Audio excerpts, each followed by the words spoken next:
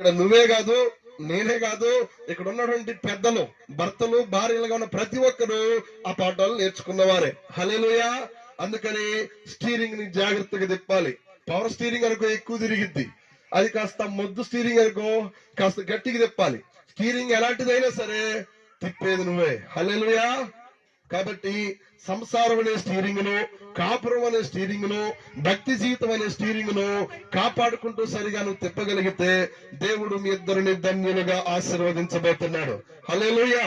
కాబట్టి నేను చెప్తున్నటువంటి విషయంలో మీరిద్దరు కూడా, అమ్మా నువ్వు కూడా నీ తండ్రి ఇంటిని, తల్లి ఇంటిని విడిచి నీ భర్త ఇంటికి వెళ్ళబోతున్నావు.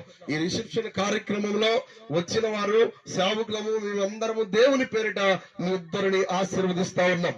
కాబట్టి మీ ఇద్దరి జీవితాలలో విలువైన విషయం ఏంటి అనంటే, దేవుడు మీ ఇద్దరిని జతపరిచాడు. ఉదయాన్నే దేవునికి స్తోత్రాలతో మీ జీవితం ప్రారంభమై రాత్రి నిద్రపోయి